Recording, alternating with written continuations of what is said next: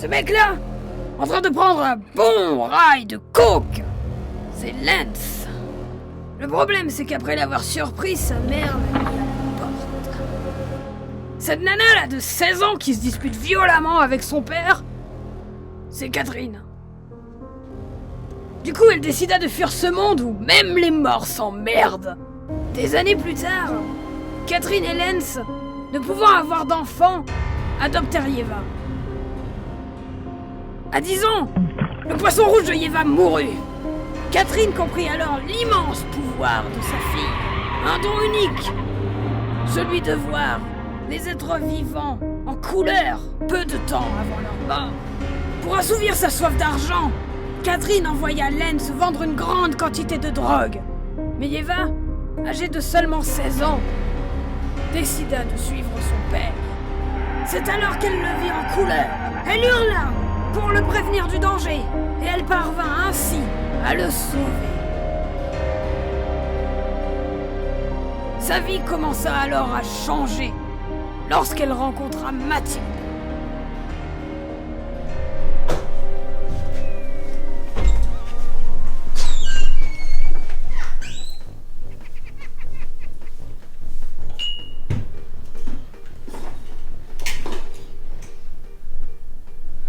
Tu as encore la tête? Pour la énième fois, je veux plus en entendre parler. Ni aujourd'hui, ni demain, ni plus tard, enfin jamais, tu comprends?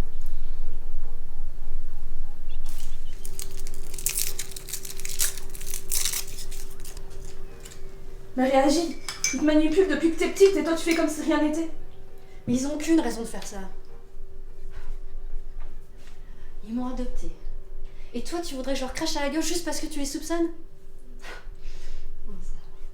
Oui, sauf qu'en attendant, c'est toi qui vas sur le terrain à leur place. Oui, bah c'est peut-être un peu normal quand même. Moi, je vois le danger. Tu vois le danger, mais tu vois pas les flics. Ouais. S'ils tombent dessus, c'est toi qui vas en tôle. Comme ces petits gamins là, c'est ça que tu veux? En attendant, c'est quand même pas avec ton salaire de merde qu'on arrivera à s'en sortir. Puis tu peux parler, toi. Tu faisais quoi pour avoir ta dose quand je t'ai rencontré? Je suis pas très fière de ce que j'ai fait. Mais au moins, j'ai tué personne. Ouais. En attendant, c'est quand même grâce à eux qu'on a un toit sur la tête et qu'on peut bouffer. Alors à ta place, je fermerai un peu ma gueule. Non, franchement, j'ai pas vraiment l'intention de me la faire maintenant. Tiens, regarde. Et admire ceux qui payent notre loyer. C'est quoi ça? Ce mec-là, il avait 16 ans. Il a pris pour 50 tôles. Et devine pourquoi? Il a bossé pour tes parents. Celui-là, il a fait une overdose. Et il sortait d'où? De chez tes parents. Je sais pas,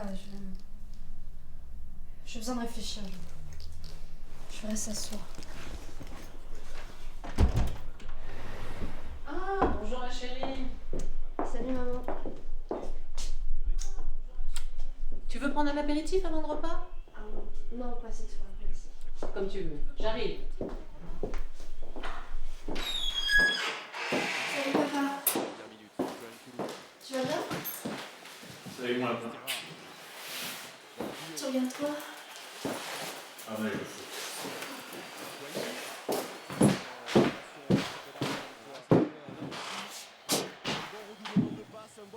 Est-ce que tu as vu comme ma table est belle?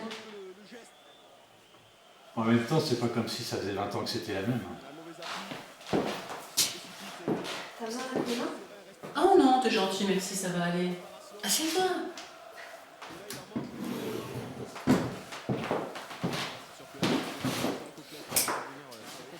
Ça peut aller, papa et toi ou...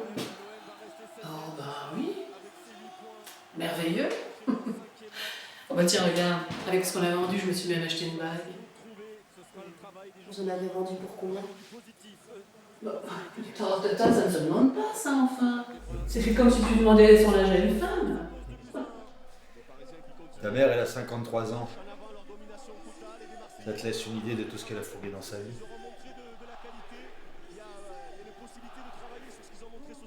Tu pourrais peut-être passer à table, hein? Je vais chercher le repas, ma chérie, j'arrive.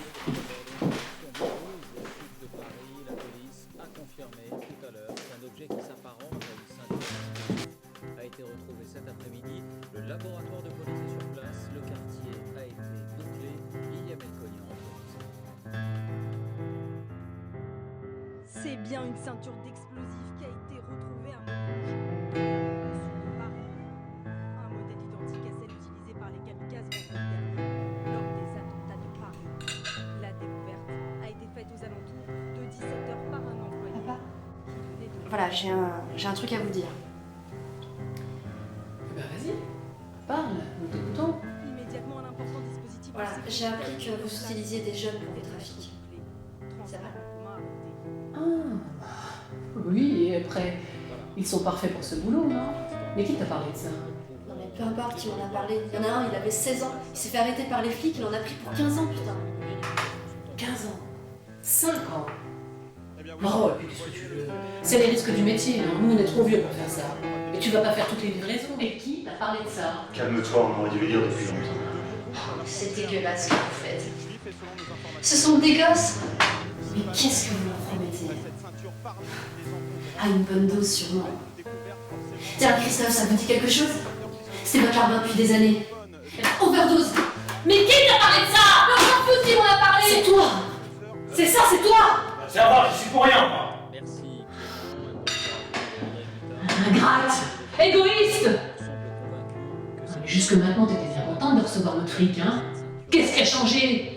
C'est ta Mathilda là, qui t'a offert un sens moral, c'est ça? Merde!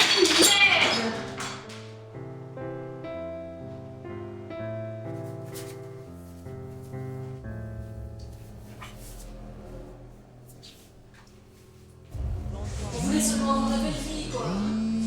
Franchement, c'est... Cette ceinture appartiendrait à cet homme. Et quel est le... Yeva, rappelle-moi, ça fait des heures que t'es partie. Je m'inquiète vraiment. Tu sais, c'est pas facile pour une femme comme moi de vivre dans ce tout-dit, là. Peut-être que tu aurais dû retourner chez tes parents plutôt que de venir avec nous. Arrête tes conneries, toi. Tu sais bien que chez mes parents, c'était l'enfer. Pourquoi l'appeler la police?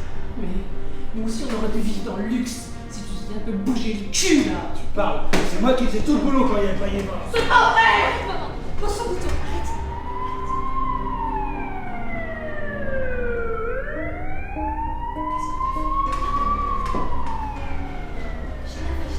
Mais qu'est-ce que t'as fait?